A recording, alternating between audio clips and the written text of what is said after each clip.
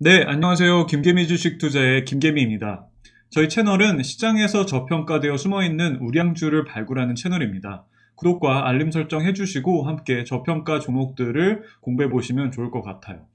오늘도 지수 흐름부터 살펴보도록 할게요. 오늘은 시장이 위아래로 많이 출렁였던 하루였습니다. 위아래 변동폭은 높지 않았지만 이렇게 5분봉을 보시면 장 시작에 개파락으로 약하게 출발을 해서 다시 바로 반등이 나왔다가 또다시 하락을 하는 듯 했다가 그래도 장 마감에는 다시 이렇게 반등이 나오면서 코스피 코스닥 양시장 모두 강보합권에서 마감을 했습니다.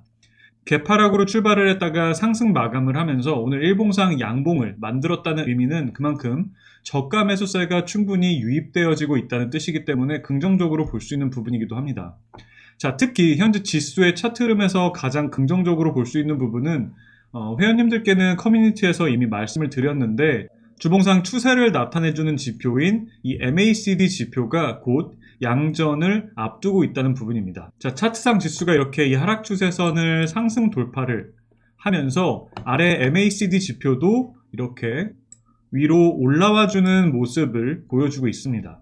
그러면서 이렇게 파란색에서 빨간색으로 바뀌기 일보 직전까지 와 있는 상황으로 충분히 빠르면 다음 주의 흐름에 대해서 긍정적으로 예상을 해볼 수 있는 상황입니다. 이렇게 앞선 지수의 흐름에서도 보시면 MACD가 파란색에서 빨간색으로 바뀌면서 추세가 상승 쪽으로 확실히 방향을 잡았던 것과 같이 현 시점에서도 충분히 확실한 상승 반전에 대해서 기대를 해볼 수 있는 부분이니 이러한 점을 참고하시면서 시장 흐름을 지켜보시면 좋을 것 같습니다.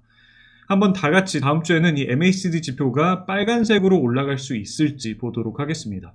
자, 오늘 첫 번째로 함께 공부해볼 종목은 SK 렌터카입니다. 우리가 처음 렌터카 기업을 현재 상황에서 생각을 해본다면 대부분 이런 생각들을 하실 거예요. 코로나가 처음 발생해서 국내 여행도 다 제한되고 했을 때는 실제로도 그렇고 렌터카 회사들이 엄청 힘들었겠다라고 생각을 하셨을 거고 지금은 해외여행에만 제한이 생기면서 국내 여행 수요가 폭증을 하면서 호황을 누리고 있겠구나라고 생각을 하실 것 같아요. 근데 이 얘기는 반은 맞고 반은 틀리다고 말씀드리는 게 맞을 것 같습니다. 분기보고서의 내용을 잠시 보도록 할게요. 2020년 코로나19의 발발에도 불구하고 당사의 사업구조상 단기 렌탈은 매출에서 차지하는 비중이 매우 작으며 대부분이 장기 렌탈 위주로 편성되어 운영되고 있는 바 그 영향력은 미미하였다고 하고 있습니다. 렌터카의 사업 구조상 여행 수요와 맞물려 있는 단기 렌탈의 매출은 전체 매출에서 차지하는 비중이 매우 작으며 대부분이 장기 렌탈 위주로 편성되어 있습니다. 그렇기 때문에 우리가 기본적으로 생각할 수 있는 여행 수요를 통한 단기 렌탈이 잘 되고 안 되고는 영향이 없다고는 말할 수 없지만 기업의 실적을 좌지우지하는 부분은 아니라고 볼 수 있겠죠.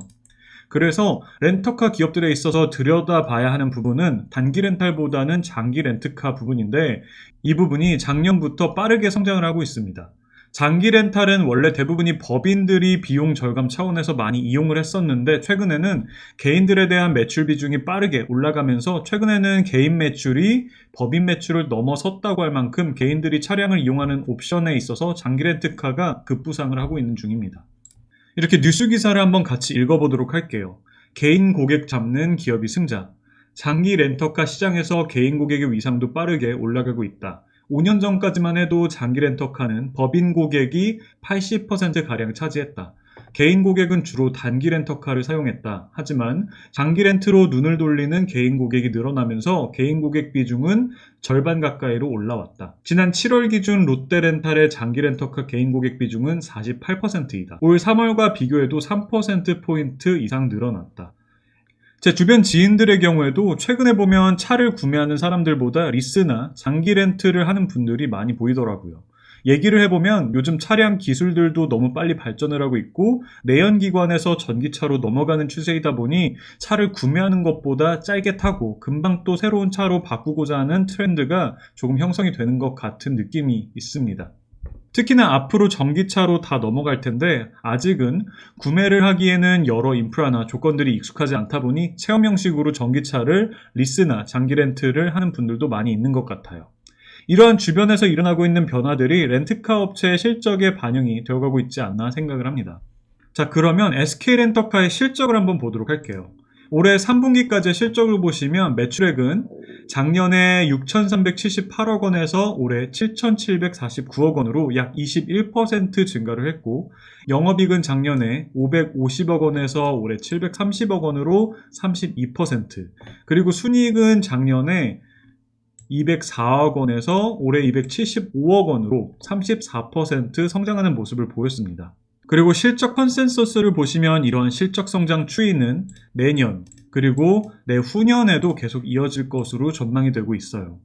그렇다면 이러한 실적 성장 기조 하에서 현재 주가는 어느 정도 수준에서 거래가 되고 있는지를 한번 보도록 할게요. SK렌터카의 22년 한 주당 순이익인 EPS 전망치는 1,120원으로 오늘 종가인 1,400원과 비교를 해보면 현재 퍼는 1,400원 나누기 11,200원은 9.28배 정도에서 거래가 되고 있는 상황입니다. 이렇게 보시면 과거에 SK렌터카가 시장에서 얼마 정도의 퍼 수준에서 거래가 되어 왔는지를 보면 평균적으로 약 20배 정도 수준에서는 계속해서 거래가 되어 왔다는 것을 알 수 있습니다. 그렇다고 한다면 현재 퍼가 9배 수준에서 거래가 되고 있다는 것은 그만큼 현재 SK렌터카의 주가는 충분히 저렴한 가격대에서 거래가 되고 있다고 판단을 해볼 수 있을 것 같아요. 그리고 만약에 적정 수준의 주가를 20배까지도 아니고 아주 보수적으로 잡아서 15배 정도만 생각을 한다고 해도 1120원 곱하기 15배는 16,800원으로 그 정도 가격은 되어야지 납득 가능할 만한 수준이라고 생각을 하기 때문에 현재 시장이 과도하게 하락을 하면서 이에 휩쓸려서 너무 주가가 싸진 상황이 아닌가라고 생각을 해볼 수 있겠죠. 재무 안정성 면에서 보시면 부채 비율은 388%로 엄청 높아 보이지만 렌터카 기업의 사업 특성상 부채 비율은 높을 수밖에 없기 때문에 이 부분에 대해서는 크게 신경을 쓰실 필요는 없으며 유보율이 1950%나 될 정도로 높기 때문에 재무 안정성에 대해서는 전혀 걱정할 필요가 없는 기업입니다. 자, 차트를 한번 볼게요. 월봉을 보시면 SK렌터카는 2017년 12월에 22,000원의 고점을 찍고 나서 굉장히 오랜 기간 동안 하락 추세를 이렇게 이어오다가 올해 초에 이 하락 추세선을 상승 돌파하면서 강한 상승 파동을 한번 만들었다가 최근에는 시장의 하락장과 함께 하락 파동이 진행이 되고 있는 상황이에요. 주봉으로 조금 더 자세히 보도록 할게요. 이런 식으로 현재 파동을 형성해 나가고 있는 상황으로 이때 한창 많이 올라갔을 때 가격이 15,800원까지 올라갔었으니 올해 주당이익과 비교를 해보면 이때 최고점에서 퍼가 20배를 넘었었습니다. 그리고 나서 현재는 하락 파동이 진행이 되면서 주가는 하락을 했고 내년 실적 전망치 대비 현재 주가는 퍼가 9배 정도 수준까지 내려온 상황이니 이제는 충분히 매수 관점에서 생각을 해볼 수 있는 시점에 다다르지 않았을까 하는 생각으로 함께 공부를 하고 있는 중이에요. 기술적으로 조금 더 접근을 해보면 현재 일봉상 이 정도 기울기의 하락 추세선을 위에 두고 주가가 하락 추세를 이어가고 있기 때문에 이 하락 추세선을 상승 돌파하는 시점부터 추세가 상승 쪽으로 돌면서 이 꽤나 길었던 이 하락 파동을 마치고 상승 파동 쪽으로 다시 이렇게 돌아 나가며 실적 성장과 함께 주가 또한 우상향 추세를 이어갈 수 있지 않을까 판단을 합니다. 결론적으로 현재 개인의 장기 렌트카 매출 비중이 급성장을 하면서 실적 성장기를 맞이하고 있는 만큼 최근 시장 하락으로 인해 주가가 실적 대비 저렴해졌기 때문에 여러분들도 한번 개인적으로 관심 종목에 넣어두시고 추가적인 공부와 함께 앞으로의 주가 흐름을 보시면 좋을 것 같습니다. 자, 두 번째로 함께 공부해볼 종목은 JVM이라는 기업으로 시가총액이 이렇게 1,600억 원대의 소형주이자 한미약품의 자회사입니다.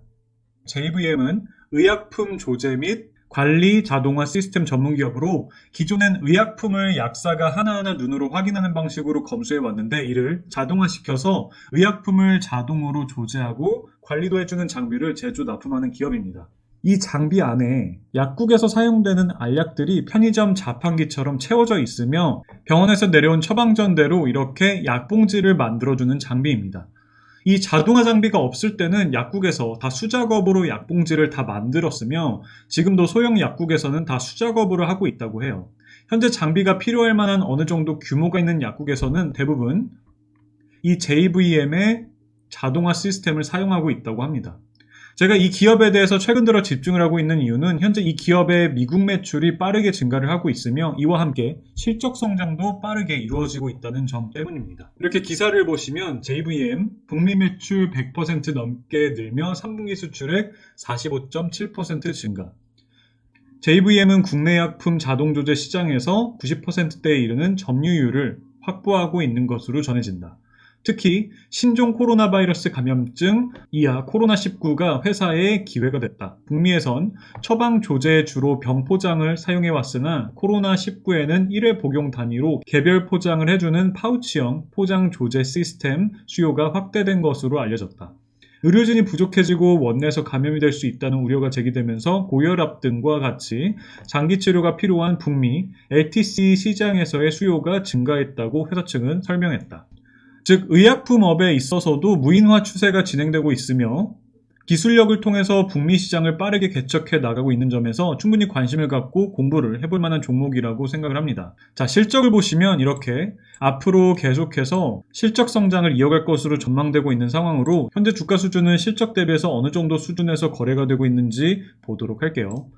22년 주당 순이익 EPS 전망치는 1354원으로 현재 주가인 13,750원 대비 퍼는 13,750원 나누기 1354원은 10.19배입니다. 그런데 이렇게 과거에 기업이 시장에서 평가받아왔던 펄을 보시면 평균적으로 27배나 될 정도로 높았던 것을 감안하면 현재 주가는 시장에서 소외가 되면서 과도하게 저렴한 가격대에서 거래가 되고 있다고 볼 수 있습니다. 27배까지가 아니라 20배만 준다고 하더라도 내년 실적 전망치가 아닌 올해 EPS 1015원에 20배를 주면 2만원이 넘는 수준이기 때문에 지금 JVM의 주가는 충분히 과도한 저평가 구간에서 저렴하게 거래가 되고 있다고 판단해 볼 수 있겠죠.